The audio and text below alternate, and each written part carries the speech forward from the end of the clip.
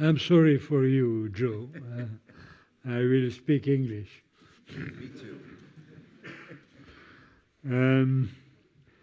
When asked by the department to pronounce your laudatio, I felt very honored, but also overwhelmed because they told me that you have 10 minutes. I said, in 10 minutes I can present only 1/10 of Joe. Maybe I could do more if I cheat a bit about the time which is allotted to me. And I will.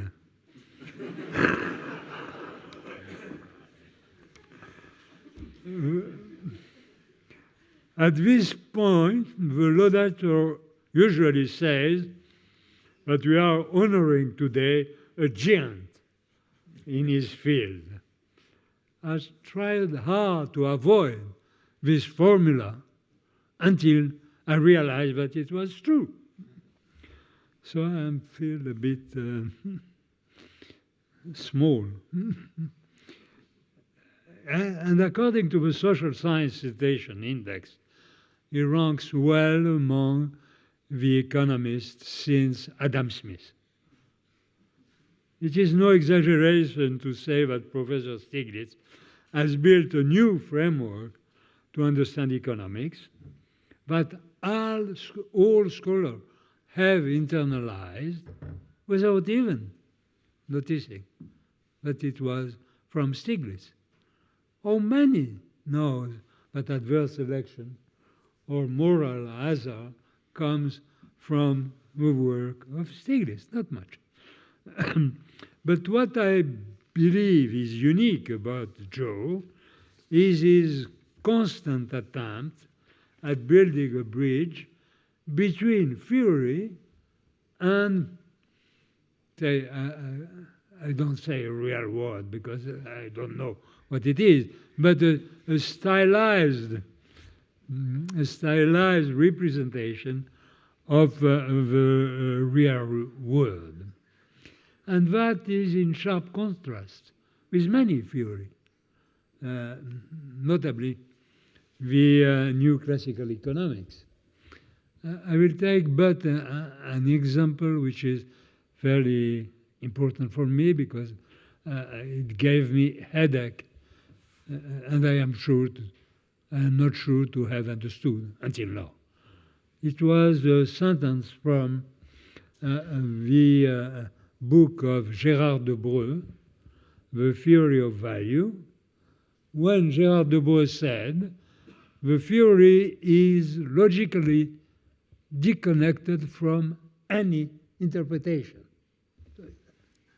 What does that mean?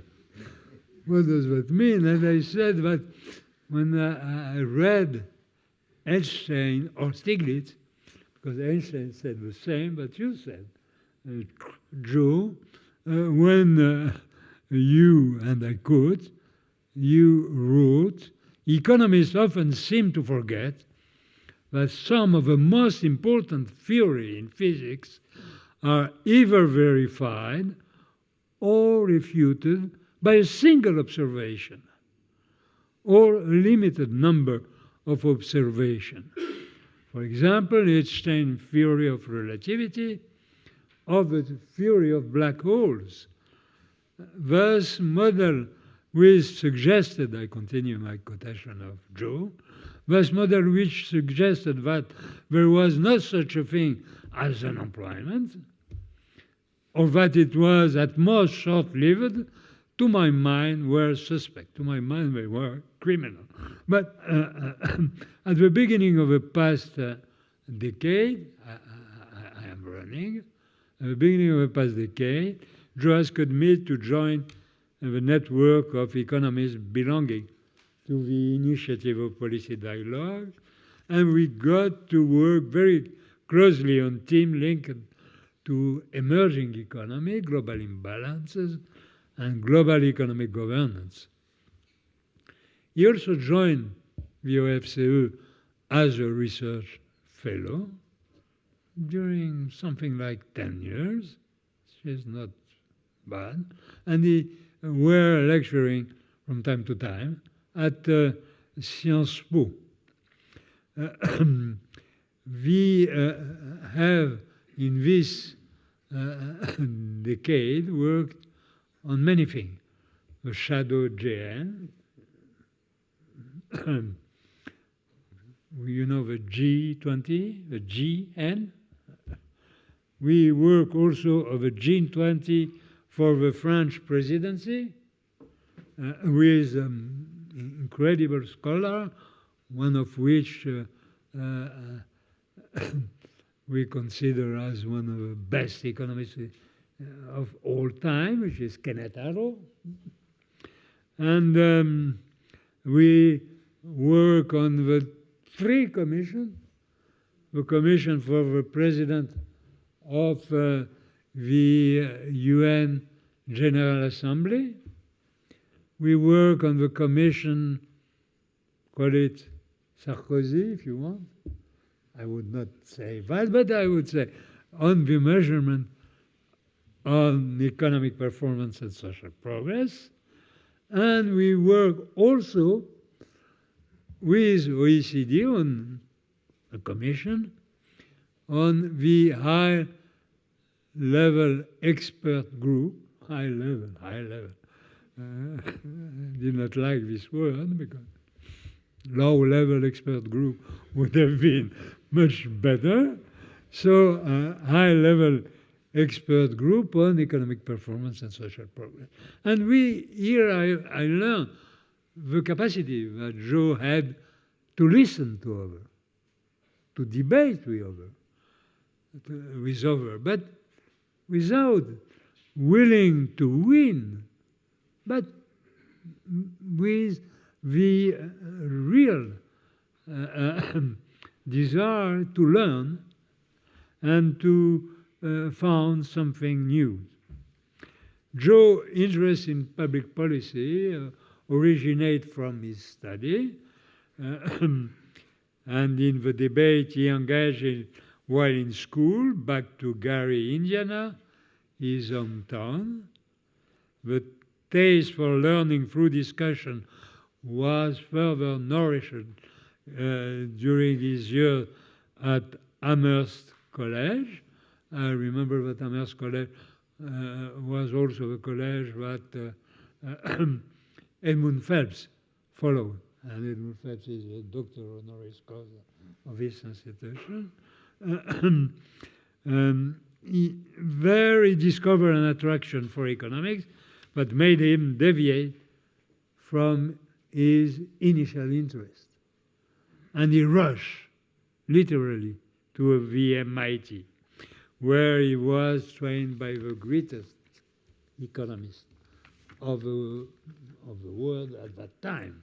I mean, Samuelson, Solow, Modigliani, Arrow, etc.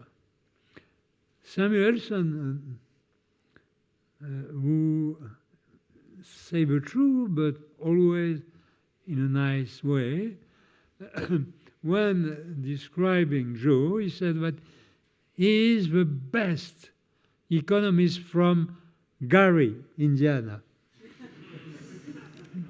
Don't laugh, because Samuelson himself was an economist from Gary, Indiana. That implies something which, I mean, is hurting. So he went, I will not describe because I have to run, not too much.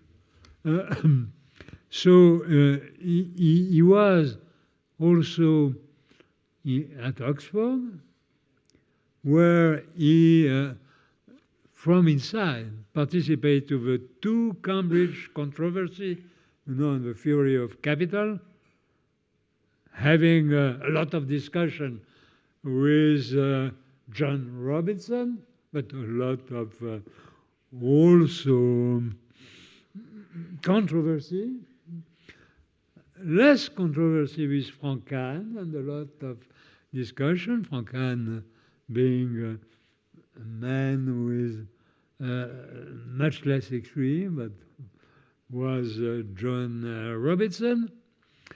And when back to MIT obtained his PhD, he went on to become professor. I just enumerate Yale, Princeton, Oxford, Stanford, not minor university, you would agree. In a random selection of his very long CV, 65-page, single space, among his titles, doctorate, honoris causa award, you will discover, for example, that he was a leading author of a 1995 report of the Intergovernmental Panel on Climate Change, which shared the 2007 Nobel Peace Prize. Not to say that he is a member of so many academies, and especially the Pontifical Academy. So he is a man of the world and a man of all. He has no prejudice on anything. It's like that you make progress in political economy, which is the real field, I would say, of Joe Stiglitz. Here I will limit myself to citing the John Bates Clark Award given by the American economy at an economist before 40 to the best economist before 30, I'm sorry. And he received that in 1979, and the Nobel Prize in Economics, but he received it in 2001. Joe's first significant contribution to our discipline stemmed from his graduate work on economic inequality and growth. His main contribution in this field was to give insight on the dynamics of income inequality using the tool of growth theory. He also showed, with Bob Solow, how wage and price dynamics can lead to persistent unemployment, a departure from big departure from the standard theory, separating the factor running the short and the long term. The two fields in which his contribution are most widely recognized are, of course, the economic of environment. No. Excuse me. The economic of information and the economic of asymmetric and incomplete information, to be clear, and complete about incomplete information. And that is at the heart of the motivation of his Nobel Prize. And the second was the economic of the public sector.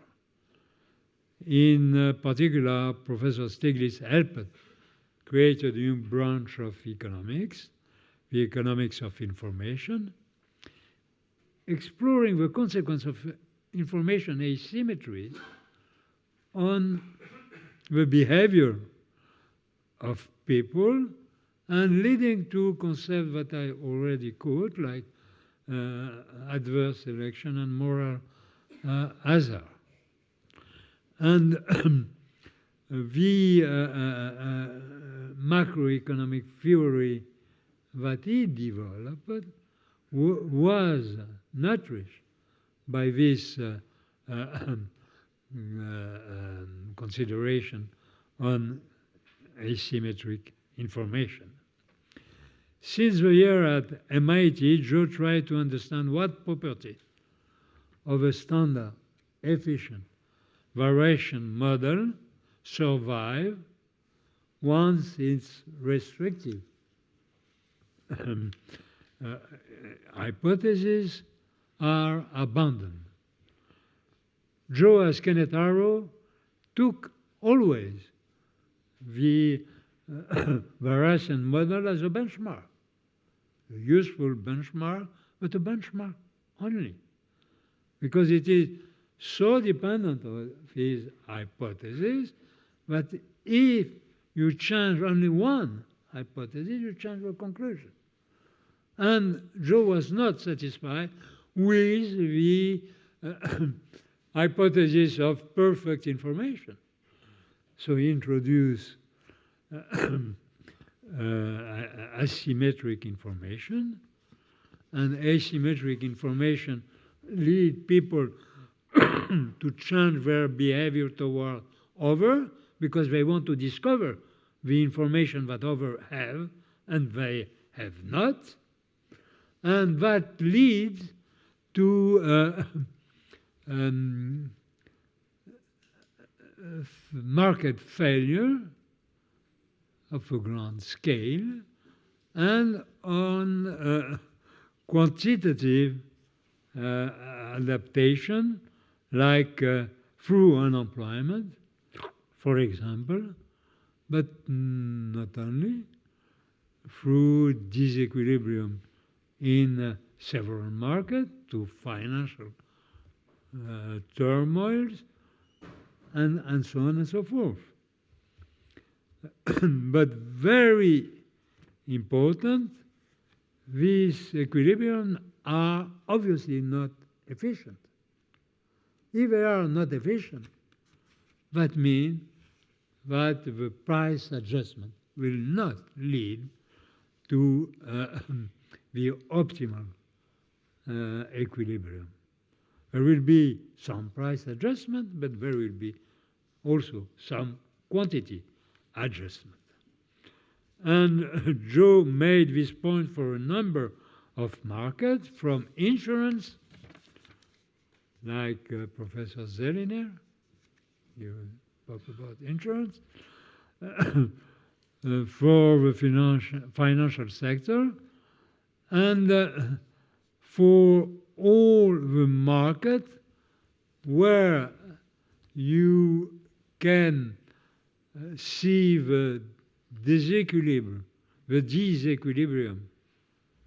appears, but this disequilibrium will propagate very soon to other markets. Joe's work in the economic of the public sector emerged in many fields, from local public good to project evaluation. Here I just want to mention his contribution in the field of optimal taxation, where he arrived to a conclusion contrary to that of Ramsey, and this, when he worked on optimal taxation, he disproved the result of Ramsey, which was that the optimal tax structure should be indirect taxes and not a direct one.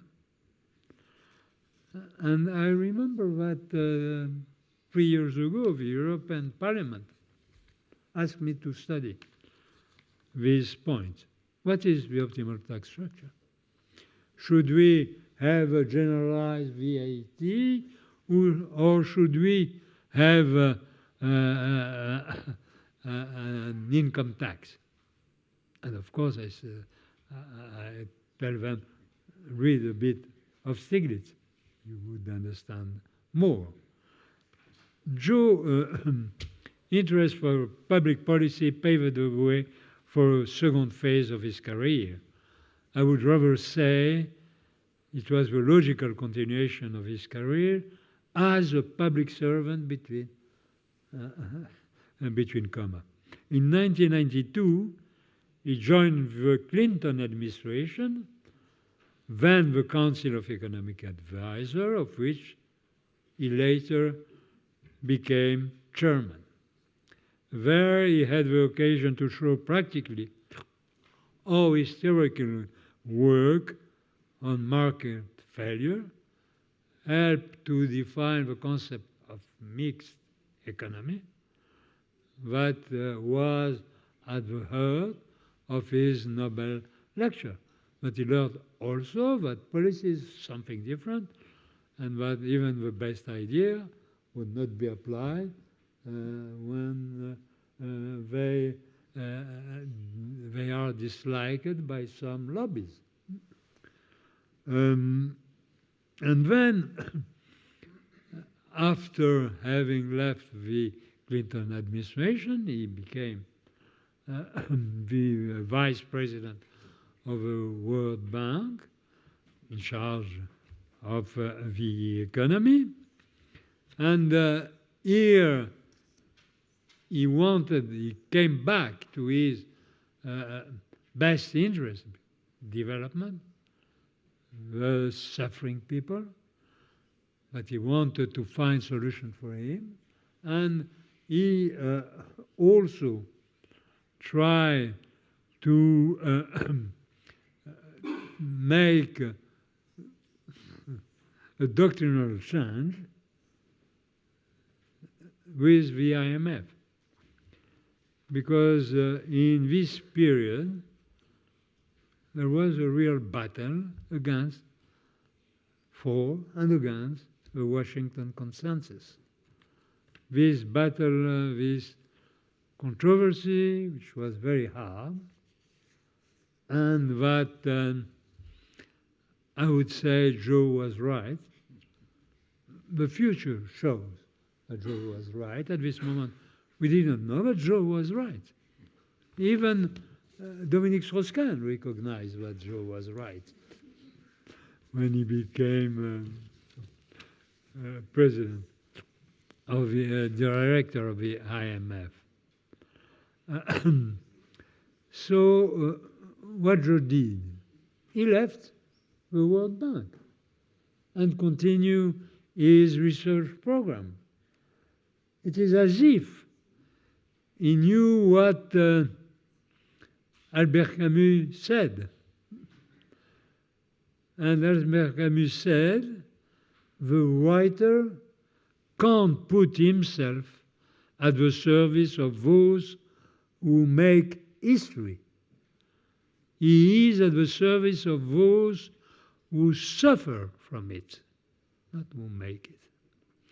And it is why the struggle of Joe has continued through the initiative for policy dialogue, through the number of books he has written, and I just underline that his book, Globalization and Its Discontent, published in 2002, the year after the Nobel Prize, was sold at something like 1 million exemplary.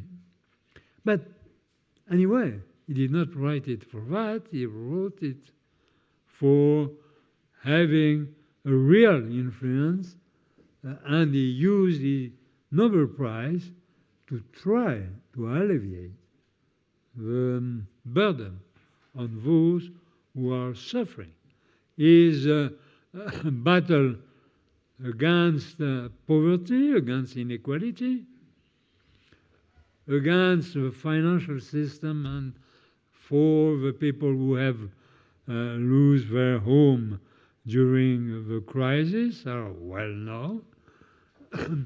At a point where, the movement Occupy Wall Street took some books and production of Joe as their red book. I don't know. And so Joe accomplished and continued to accomplish his mission or his function, I don't know, mission is not this kind of man, is function of trying to alleviate the suffering of some, and especially when it is stupid that they are in this situation.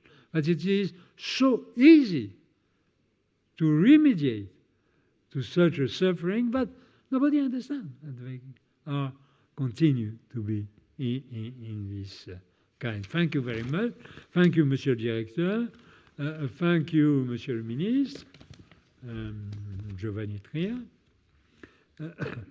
Thank you, my colleague. And thank you, Joe. Because you are honoring us more than we are honoring you. I have something for you, but...